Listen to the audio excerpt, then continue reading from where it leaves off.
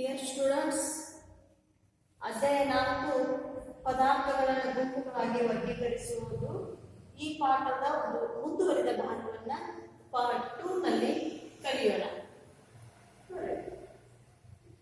ಹೊಳಪುಳ್ಳ ಪದಾರ್ಥಗಳು ಸಾಮಾನ್ಯವಾಗಿ ಲೋಹಗಳಾಗಿರ್ತಾವೆ. ನಿಮ್ಮ ಮನೆಯಲ್ಲಿ ನೋಡಿರ್ಬೋದು, ಲೋಹಗಳು ಸಾಮಾನ್ಯವಾಗಿ ಹೊಳೆಯುವಂತಹ ವಸ್ತುಗಳಾಗಿರ್ತಾವೆ. ಉದಾಹರಣೆಗೆ ಚಿನ್ನ ಆಗಿರ್ಬೋದು, ಅಲ್ಯೂಮಿನಿಯಂ ಆಗಿರ್ಬೋದು, ಕಬ್ಬಿಣ ಆಗಿರ್ಬೋದು, ತಾಮ್ರ ಆಗಿರ್ಬೋದು. ಇಂತಹ ಲೋಹಗಳು ಸಾಮಾನ್ಯವಾಗಿ ಹೊಳಪನ್ನು ಹೊಂದಿರ್ತಾವ. ಹೊಳಪುಳ್ಳ ಪದಾರ್ಥಗಳು ಸಾಮಾನ್ಯವಾಗಿ ಅವೇನಾಗಿರ್ತಾವ ಅಂತಂದ್ರ ಲೋಹಗಳಾಗಿರ್ತಾವ ಅಂತ ನೀವು ಹೇಳ್ಬೋದು. ನೋಡಿ, ಕೆಲವು ಪದಾರ್ಥಗಳು ನೀರಿನಲ್ಲಿ ಸಂಪೂರ್ಣವಾಗಿ ಕಾಣುವಂತಾಗುವುದನ್ನು ನೀವು ಗಮನಿಸಬಹುದು.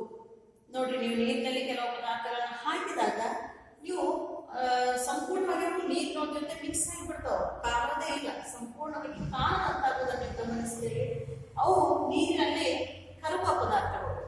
ಯಾವ ಪದಾರ್ಥಗಳು ನೀರಿನಲ್ಲಿ ಹಾಕಿದಾಗ ಅವು ಸಂಪೂರ್ಣವಾಗಿ ಕಾಣದಂತಾಗುವುದನ್ನು ನಾವು ಗಮನಿಸ್ತೇವಿಲ್ಲ ಅಥವಾ ನೋಡ್ತೇವಿಲ್ಲ, ಅಂತಹ ಪದಾರ್ಥಗಳನ್ನ ನಾವೇನಂತ ಕರೀತೇವೆ, ನೀರಿನಲ್ಲಿ ಕರಗುವ ಪದಾರ್ಥಗಳು ಅಂತ ಕರಿತೇವೆ.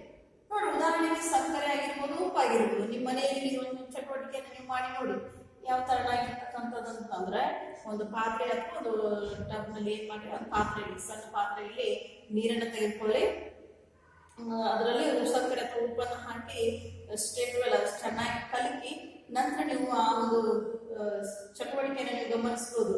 ಆ ಸಕ್ಕರೆ ಅಥವಾ ಉಪ್ಪನ್ನು ನೀವು ನೀರಿನಲ್ಲಿ ಹಾಕಿದ ತಕ್ಷಣ ಆ ನೀರಿನಲ್ಲಿ ಸಂಪೂರ್ಣವಾಗಿ ಮಾಯವಾಗುವುದನ್ನು ನೀವು ಗಮನಿಸಬಹುದು, ಅಥವಾ ಸಂಪೂರ್ಣವಾಗಿ ಕಾಣದಂತಾಗುವುದನ್ನು ನೀವು ಗಮನಿಸಬಹುದು. ಹಾಗಾದ್ರೆ ಆ ಪದಾರ್ಥವನ್ನು ಏನ್ ಕರಿತೀವಿ ನಾವು, ನೀರಿನಲ್ಲಿ ಕರಗುವ ಪದಾರ್ಥ. ನೀವು ಸಾಮಾನ್ಯವಾಗಿ ಮನೆಯಲ್ಲಿ ಮಾಡ್ತಿರ್ತಾರೆ ನೋಡಿ, ಏನಂತಂದ್ರ ಶರಬತ್, ಲಿಂಬೆ ಶರಬತ್ ಆಗಿರ್ಬೋದು, ಇಂತಹ ಭಾಗ ಮಾಡ್ತಿದ್ರೆ ಅವಾಗ ನಿಮ್ಗೆ ಗೊತ್ತಾಗುತ್ತೆ. ಸಕ್ಕರೆ ಮತ್ತು ಉಪ್ಪನ್ನು ಹಾಕಿದಾಗ ನೀರಿನಲ್ಲಿ ಸಂಪೂರ್ಣವಾಗಿ ಕಾಣದಂತಾಗುವುದನ್ನು ನೀವು ಗಮನಿಸ್ತೀರಿ. ಅಂತಹ ಪದಾರ್ಥಗಳನ್ನ ನೀರಿನಲ್ಲಿ ಕರಗುವ ಪದಾರ್ಥಗಳು ಅಂತ ಕರಿತೀವಿ. ಇನ್ನ ಕೆಲವು ದ್ರವಗಳು ನೀರಿನಲ್ಲಿ ಸಂಪೂರ್ಣವಾಗಿ ಬೆರೆಯುವುದನ್ನು ನಾವು ಗಮನಿಸ್ತೀವಿ. ಕೆಲವು ಪದಾರ್ಥಗಳು ನೀರಿನಲ್ಲಿಯೇ ಸಂಪೂರ್ಣವಾಗಿ ಏನಾಗ್ತವ, ಬೆರೀತವ. ಉಳಿದ ಕೆಲವು ದ್ರವಗಳು ನೀರಿನಲ್ಲಿ ಬೆರೆಯುವುದೇ ಇಲ್ಲ. ಯಾವಪ್ಪ ನೀರಿನಲ್ಲಿ ಸಂಪೂರ್ಣವಾಗಿ ಬೆರೆಯುವಂತಹ ಪದಾರ್ಥಗಳು? ಉದಾಹರಣೆಗೆ ವಿನೆಗರ್ ನೀರಿನಲ್ಲಿ ಹಾಕಿದಾಗ ನೀವು ಸಂಪೂರ್ಣವಾಗಿ ನೀರಿನ ಜೊತೆನೆ ಏನಾಗಿರುತ್ತೆ, ಅದು ಬೆರೆಯುವಂತದ್ದು ಆಗ್ತದೆ. ಇನ್ನು ಉಳಿದ ಕೆಲವು ದ್ರವಗಳು ನೀರಿನಲ್ಲಿ ಬೆರೆಯುವುದೇ ಇಲ್ಲ. ಉದಾಹರಣೆಗೆ ತೆಂಗಿನೆಣ್ಣೆ ಅಥವಾ ಕಾಂತೆಣ್ಣೆಯನ್ನು ನಿಮ್ಮ ನೀರಿನಲ್ಲಿ ಹಾಕ್ರಿ ನೋಡ್ರಿ, ಅವು ಪ್ರತ್ಯೇಕ ಒಂದು ಪದರವನ್ನು ಉಂಟು ಮಾಡಿರ್ತಾವ. ನೀರಿನಲ್ಲಿ ಎಣ್ಣೆಯ ಪದಾರ್ಥವನ್ನು ಹಾಕಿದಾಗ, ಎಣ್ಣೆಯ ದ್ರವ ಪದಾರ್ಥವಿರ್ತಕ್ಕಂಥ ಎಣ್ಣೆಯನ್ನು ನೀರಿನಲ್ಲಿ ಹಾಕಿದಾಗ ನೋಡ್ರಿ, ಒಂದು ದ್ರವ ಇನ್ನೊಂದು ದ್ರವದ ಜೊತೆ ಏನಾಗುವುದಿಲ್ಲ, ಮಿಕ್ಸ್ ಆಗುವುದಿಲ್ಲ ಅಥವಾ ಬೆರೆಯುವುದಿಲ್ಲ.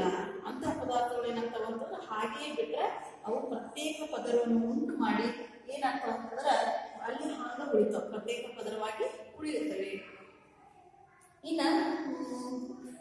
ದೇಹದ ಕಾರ್ಯಗಳಲ್ಲಿ ನೀರು ಅತ್ಯಂತ ಪ್ರಮುಖ ಪಾತ್ರ ವಹಿಸುತ್ತೆ. ನಮ್ಮ ದೇಹಕ್ಕೆ ನಾವೇನ್ ಮಾಡ್ತೀವಿ, ಆಗಾಗ ನೀರು ಕುಡಿತ ಏನಾಗ್ತೀವಿ, ಯಾಕಂತಂದ್ರೆ ನಮ್ಮ ದೇಹದಲ್ಲಿ ಇರ್ತಕ್ಕಂಥ ತ್ಯಾಜ್ಯಗಳನ್ನ ನೀರಿನ ಮೂಲಕ ನಾವು ಅಥವಾ ಏನಂತ ಹೇಳ್ತೀವಿ, ನಾವು ತ್ಯಾಜ್ಯದ ಮೂಲಕ ಹೊರ ಹಾಕ್ತಿವಿ, ಯೂರಿಯಾ ಅಥವಾ ಮೂತ್ರದ ಮೂಲಕ ಹೊರ ಹಾಕ್ತಿವಿ. ಅದಕ್ಕಾಗಿ ನೋಡ್ರಿ, ನೀರು ನಮ್ಮ ದೇಹದಲ್ಲಿ ಅತಿ ಮುಖ್ಯ. ಅದಕ್ಕಾಗಿ ನೋಡ್ರಿ, ನಮ್ಮ ಸೆಲ್ಸ್ಗಳು ಅಥವಾ ಜೀವಕೋಶಗಳು ತಮ್ಮ ಕಾರ್ಯಗಳನ್ನ, ತಮ್ಮ ಚಟುವಟಿಕೆಯನ್ನು ನಡೆಸಬೇಕಾದ್ರೆ ಈ ನೀರು ಒಂದು ಮಾಧ್ಯಮ ತರ ಕೆಲಸ ಮಾಡ್ತೈತಿ. ಅದಕ್ಕಾಗಿ ನೀರು ಬಹಳಷ್ಟು ಪ್ರಮುಖ ಪಾತ್ರವನ್ನು ನಮ್ಮ ದೇಹದಲ್ಲಿ ವಹಿಸ್ತದೆ. ಅದಕ್ಕಾಗಿ ನೋಡಿ, ಹೆಚ್ಚಿನ ಸಂಖ್ಯೆಯ ಪದಾರ್ಥ ತನ್ನಲ್ಲಿ ಕರಗಿಸ್ಕೊಳ್ತೈತಿ. ನಮ್ಮ ದೇಹದಲ್ಲಿ ಉಂಟಾಗಿರ್ತಕ್ಕಂಥ ಉತ್ಪತ್ತಿಯಾಗಿರ್ತಕ್ಕಂಥ ತ್ಯಾಜ್ಯವನ್ನು ಹೊರ ಹಾಕಕ್ಕ ಒಂದು ಮಾಧ್ಯಮ ತರ ಕೆಲಸ ಮಾಡ್ತದ.